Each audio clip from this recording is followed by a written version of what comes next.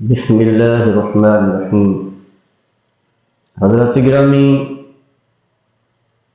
نبی کریم صلی اللہ تعالی علیہ وسلم نے مخلوق خدا کو اسلام کے ساتھ جوڑنے کے لیے اور عقیدہ توحید ان کے سینوں میں داخل کرنے کے لیے مکہ مکرمہ میں پوری طاقت و توانائی صرف کر دی، لیکن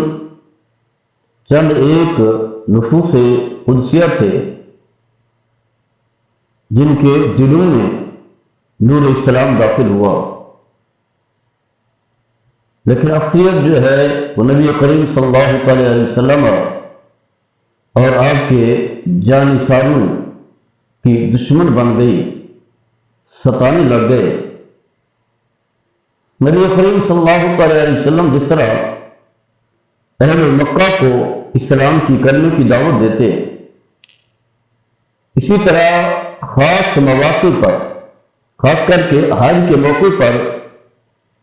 دور دراز سے جو قبائل آتے، شہر کے لوگ آتے طواف بیت اللہ کے لیے، حج کے لیے، نبی کریم صلی اللہ علیہ وسلم انہیں بھی اسلام اور کلمے کی دعوت دیا کرتے تھے۔ اعلان نبوت کا یہ 11واں سال ہے، تو یثرب کے چند لوگ، یثرب جو بعد میں مدینہ منورہ بنا، اس کے چند لوگ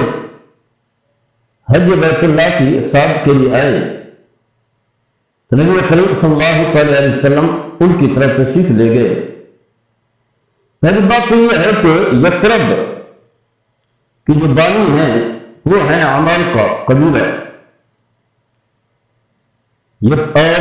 پورا نام جو ہے ذکر کیا جاتا ہے یثرب بن مہلاجل بن اوس بن عمرو،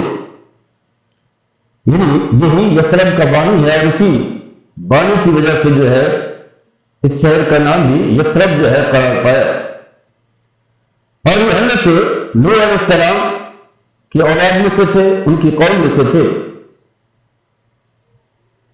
اور خزرج جو دونوں بھائی تھے، اور ان کے والد کا نام تھا حارث بن ثعلبہ، اور ان کے جد امجد تھے وہ تھے قحطان، جو یمن سے سیلاب کی وجہ سے، وہاں کی آبادی کے ویران ہونے کی وجہ سے جو ہے یثرب میں آ کر کے رہنے لگے۔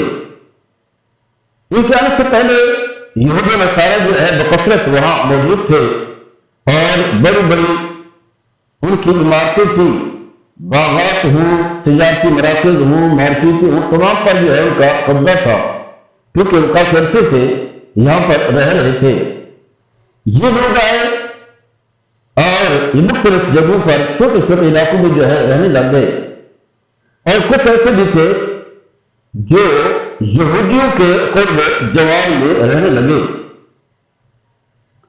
آپس میں یہ رہتے تھے اور ان کے محبت ہوتے تھے، بہن متفق ہو کر کے رہ رہے تھے۔ تو حج کے موقع پر فرض حج کے لیے جزیرہ عرب کے باقی لوگ بھی ہیں اور یثرب کے لوگ بھی ہیں۔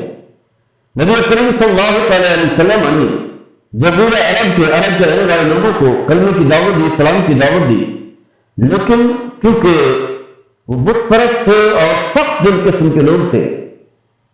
جس وجہ سے انہیں نبی کریم صلی اللہ علیہ وسلم کی اس دعوت کو قبول نہ کیا، اور وہ نعمت اسلام سے محروم رہے۔ لیکن یثرب والے، اہل یثرب، یعنی اوس و خزرج، کیونکہ یہ یہودیوں کے قرب جوار میں رہتے تھے، اور یہود و نصارہ، یہودی جو ہے ان کے ساتھ جب مقابلہ ہوتا تو وہ کہتے تھے کہ ایسا نبی صلی اللہ علیہ وسلم تشریف لانے والے ہیں جن کی برکت سے جو ہے ہمیں غلبہ ملے گا، فتح ملے گی۔ تو انہوں نے نبی کریم صلی اللہ علیہ وسلم کا سن رکھا تھا کہ ایسا عظیم الشان نبی جو ہے وہ آئے گا۔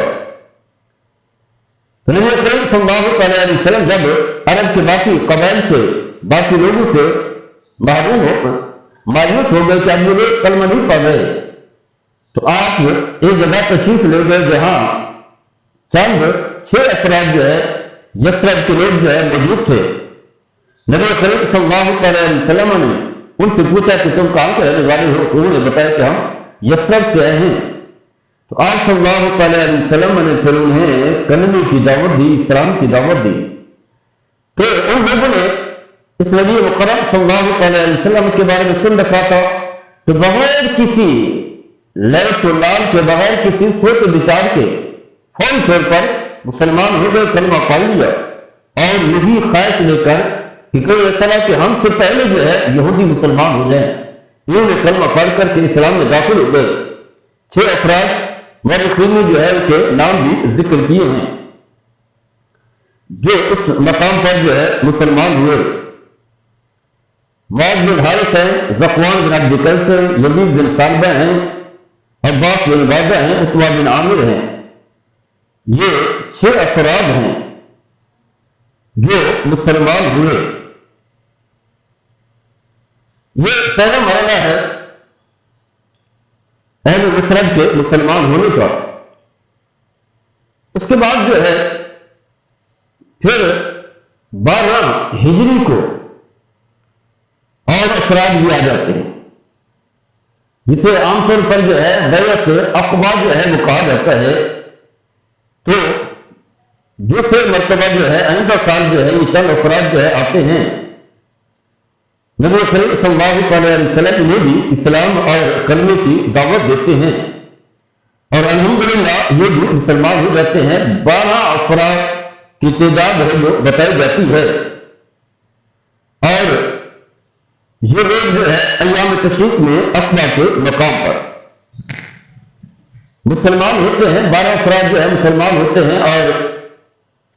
6 تو وہی ہو گئے جن کا ابھی تذکرہ کر چکے ہیں، ان میں سے ایک جو ہے رہ گئے، 5 یہیں تھے، اور 7 جو ہے اور افراد شامل ہوئے۔ گویا کہ 12 افراد تھے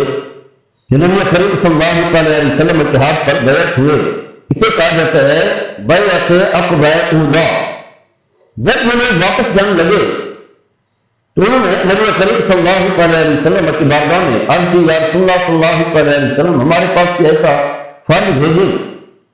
جو ہمیں جا کر کے ہماری امامت کرائے، نماز پڑھائے، اور ہمیں دین کی تبلیغ کرے۔ نبی کریم صلی اللہ علیہ وسلم نے حضرت مصعب بن عمیر رضی اللہ تعالی عنہ جو حاکم تھے، آپ صلی اللہ علیہ وسلم نے انہیں ان کی طرف سے ہے روانہ کیا، بہترین قاری سے، خوش الہام سے۔ اور پھر جب حضرت مصعب بن عمیر رضی اللہ تعالی عنہ وہاں تشریف لے گئے تو آپ نے جو ہے خوب محنت کی، اسلام کی دعوت دی، اور جو انہیں قرآن یاد تھا، بکثرت قرآن نہیں یاد تھا، قرآن پڑھ کر کے انہیں سنایا، تو روزانہ جو ہے لوگ مسلمان ہو رہے تھے۔ اور ایک 2 قبیلے کے علاوہ کوئی قبیلہ ایسا نہیں بچا جو آپ کے ہاتھ پر جو ہے بیعت نہ ہوا ہو، جو آپ کے ہاتھ پر جو ہے اسلام نہ لایا ہو۔ یہاں تک کہ قبائل کے بڑے بڑے سردار جناب حضرت اسید بن حضیر رضی اللہ تعالیٰ عنہ اپنی قوم کے سردار تھے، مسلمان ہوئے۔ اسی طرح حضرت سعد بن معاذ رضی اللہ تعالیٰ عنہ یہ بھی اپنے قبیلے کے سردار سے مسلمان ہوئے۔ اور آپ جانتے ہیں کہ جب سردار مسلمان ہو جائے، قبیلے کو بڑا مسلمان ہو جائے، تو پھر برادری کے سارے لوگ جو ہے دھڑا دھڑ اسلام میں داخل ہو جاتے ہیں۔ اور ان کے اسلام لانے کی واقعہ بھی بڑا عجیب ہے۔ یہ تو خود آئے تھے کہ ایک باغ میں حضرت مصعب بن عمیر موجود تھے، تو یہ دونوں آئے یقے بگڑے کہ یہ جو ہے یہاں سے جو ہے نکالیں، کیونکہ یہ لوگ جو ہے ہماری برادری کے لوگوں کو، ہمارے نوجوانوں کو جو ہے گمراہ کر رہے ہیں۔ لیکن حضرت مصعب بن عمیر رضی اللہ تعالیٰ عنہ نے کہا کہ آپ میرے ساتھ بیٹھیں، میری بات سنیں، اگر بات سمجھ آ جائے تو قبول کر لیں، ورنہ جو آپ کہیں گے میں وہی کروں گا۔ تو آپ نے جو ان کے سامنے قرآن پڑھا، اور پوری دل جمی کے ساتھ، پوری لگن کے ساتھ جو ہے اسلام کا پیغام پہنچایا۔ تو حضرت اسید بن حضیر رضی اللہ تعالیٰ عنہ، جنہیں حضرت سعد بن معاذ نے پہلے بھیجا تھا انہیں وہاں سے نکالنے کے لیے، وہ خود مسلمان ہو گئے، اور جب واپس آئے تو دیکھا کہ اب ان کا اسی طرح کا جو ہے وہ چال چلن نہیں ہے، کیسے بدل گئی ہے۔ تو حضرت سعد بن معاذ رضی اللہ تعالیٰ عنہ سمجھ گئے کہ اب یہ بھی مسلمان ہو چکے ہیں۔ پھر وہ انہوں نے خود انہیں بھیجا، وہ گئے تو ان کے ساتھ بھی وہی رویہ ہوا اور وہ بھی اسلام میں داخل ہوئے۔ پھر ایک مرحلہ آتا ہے کہ حضرت 13 ہجری ہے، حضرت مصعب بن عمیر رضی اللہ تعالیٰ عنہ کی قیادت میں حج کرنے کے لیے جو ہے 70 افراد حج بیت اللہ کے ساتھ حاصل کرنے کے لیے آتے ہیں، اور پھر نبی کریم صلی اللہ علیہ وسلم انہیں اسلام کی دعوت دیتے ہیں۔ باقی افراد سے پہلے تو خیر مسلمان ہو چکے تھے، بہت سارے لوگ باقی لوگوں کو بھی اسلام کی دعوت دیتے ہیں، کلمہ کی دعوت دیتے ہیں، اور وہ مسلمان ہو جاتے ہیں، مسلمان ہوتے ہیں۔ بلکہ نبی کریم صلی اللہ علیہ وسلم کی بارگاہ میں عرض کرتے ہیں، یا رسول اللہ صلی اللہ علیہ وسلم آپ ہمارے یہاں تشریف لائیں اور ہمیں جو ہے اسلام کی دعوت دے، کلمے کی دعوت دے۔ تو حضرت عباس رضی اللہ تعالیٰ عنہ جو سب مسلمان نہیں ہوئے تھے، انہوں نے کہا کہ دیکھ لو کہ کوئی ایسا نہ ہو کہ انہیں جو ہے کوئی شخص جو ہے تکلیف پہنچائے، ان کا خیال رکھنا ہے، ان کی حفاظت کرنی ہے، اپنی جان سے، اپنی اولاد سے، اپنی معاملہ اپنے مال سے بڑھ کر کے ان کی جو ہے معاملہ سمجھ کریے۔ تو انہوں نے آب پیمان لیا، انہوں نے کہا کہ نہیں، ہم یقیناً نبی کریم صلی اللہ علیہ وسلم کی حمایت کریں گے،